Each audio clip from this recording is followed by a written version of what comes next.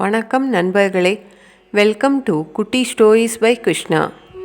துர்வாசர் சாபமும் கைகேயி வரமும். துர்வாச முனிவரது நீண்ட பயணத்தை முடிவுக்கு கொண்டு வந்தது கேகே நாடு.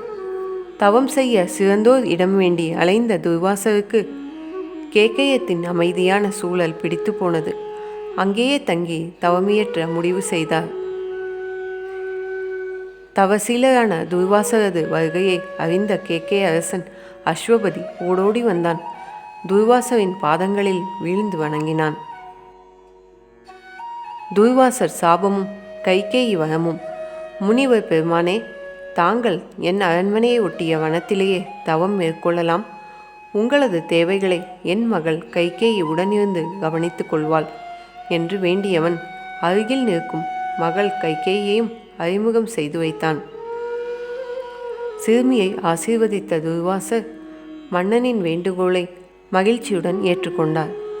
நாட்கள் நகர்ந்தன. அமைதியான அந்த வனத்தில் யோக நிஷ்டையில் ஆழ்ந்து போனார் துர்வாசர். நாளிகைகள் நாட்களாக, நாட்கள் மாதங்களாக, வெகு காலம் நீண்டது துர்வாசரின் தவம்.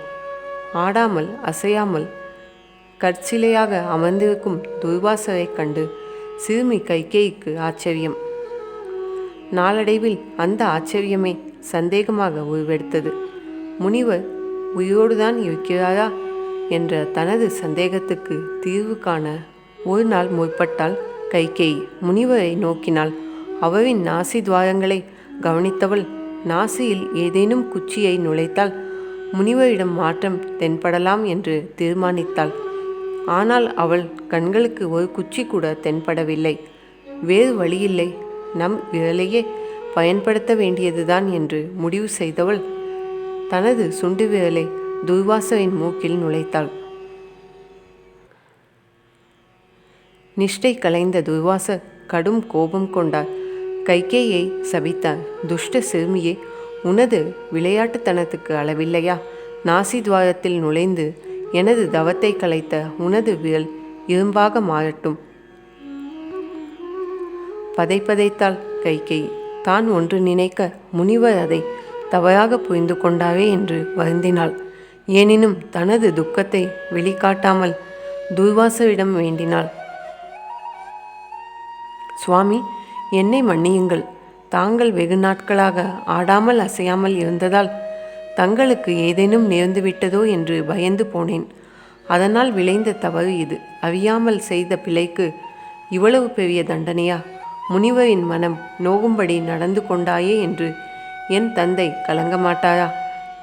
தவிர இரும்பு விரலை கண்டு என் தோழியரும் கேலி செய்வார்களே. தயவு செய்து சாபத்தை விலக்குங்கள் என்று பணிவுடன் வேண்டினாள். துர்வாசர் மனம் இறங்கினார். இளவரசியே, கொடுத்த சாபத்தை விலக்க இயலாது. ஆனாலும் அதன் கடுமையை சற்று குறைக்குவேன்.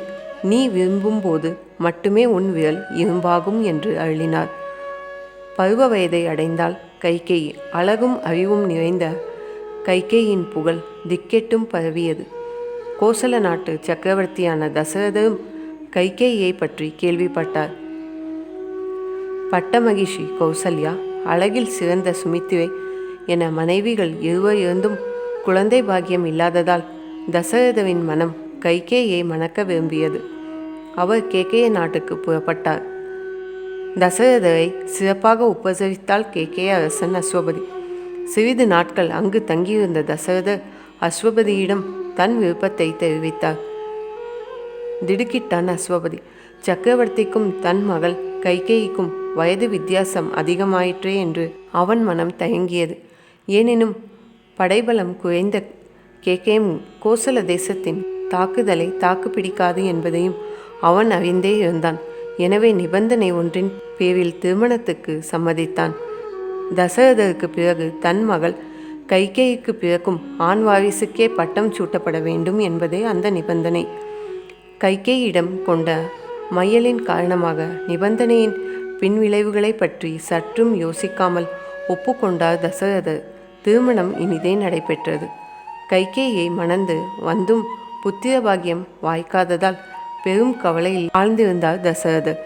இந்த நிலையில் வைஜெயந்தம் என்னும் நாட்டை ஆண்டு வந்த சம்பராசுரன் என்பவனை தோற்கடிக்க தசரதவின் உதவியை நாடி வந்தான் தேவேந்திரன். அவனின் வேண்டுதலுக்கு இணங்கி வைஜெயந்தம் நோக்கி தமது படைகளுடன் புறப்பட்டார் தசரதர். தானும் உடன் வருவதாக வேண்டினாள் கைகேயி. போர்க்களத்துக்கு பெண்களை அழைத்து போவது வழக்கம் இல்லை என்று மறுத்தார் தசரதர். எனினும் கைகேயி ஒப்புக்கொள்ளவில்லை. துர்வாசர் சாபமும் கைகேயி வரமும்.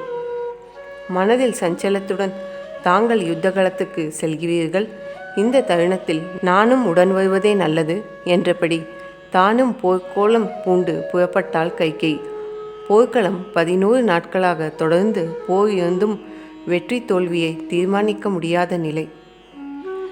12ஆம் நாள் காலை வெற்றி பெற்றே தீர்வது என்ற முனைப்புடன் தேரை செலுத்தினார் தசரதர். தேர் தூணை இறுக பிடித்து கொண்டு நின்றிருந்தாள் கைகேயி. திடீரென வலப்பக்கமாக சற்று சாய்ந்தது தேர். காரணம் அறிய வலப்பக்க சக்கரத்தை எட்டி பார்த்த கைகேயி அதிர்ச்சி அடைந்தாள். கடையாணி கலன்றிருக்க தேர் சக்கரம் அச்சில் இருந்து மெல்ல நழுவி கொண்டிருந்தது. திகைத்தாள் கைகேயி. சட்டென்று துர்வாசரது சாபம் அவள் நினைவுக்கு வர தன் விரலை இரும்பாக மாற்றி அதையே கடையாணியாக்கி தேர்குடை சாய்ந்து விடாமல் காப்பாற்றினாள்.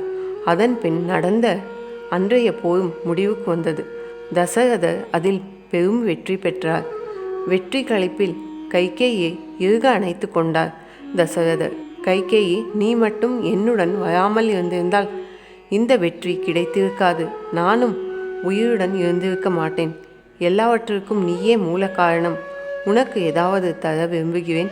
என்ன வேண்டுமோ கேள் என்றார். சுவாமி, தங்களின் அன்பும் அரவணைப்புமே போதும் என்றாள் கைகேயி. இல்லை, 2 வரமாவது கேள், அப்போதுதான் எனக்கு திருப்தி வற்புறுத்தினார் தசரதர். சரி, உங்களுக்காக 2 வரங்களை ஏற்கிறேன். ஆனால் அவற்றை தேவைப்படும்போது பெற்றுக்கொள்கிறேன் என்ற கைகேயி தசரதரின் மார்பில் சாய்ந்து கொண்டாள். அவர்களை சுமந்தபடி அயோத்தி நோக்கி விரைந்தது அந்த தேர். பாவம் தசரதர். கைகேயிக்கு தான் அளித்த வரங்களே தனது உயிரை பறிக்கப் போகின்றன என்பதை அப்போது அவர் அறிந்திருக்கவில்லை. இந்த போரின் மூலம் தசரதனுடன் துவங்கிய விதியின் விளையாட்டு ஸ்ரீராம பட்டாபிஷேகத்தை சீர்குலைத்ததுடன் தசரதனின் உயிரையும் பறித்த பிறகே ஓய்ந்தது. கண்மணி ராமனுக்கு பட்டாபிஷேகம் செய்ய தசரதர் நாள் குறிக்க அவர் வாக்களித்த 2 வரங்களை இப்போது தரும்படி கேட்டாள் கைகேயி. அதன்படி ஸ்ரீராமன் வனம் செல்ல சோகம் தாழாமல் வானகம் சேர்ந்தார் தசரதர்.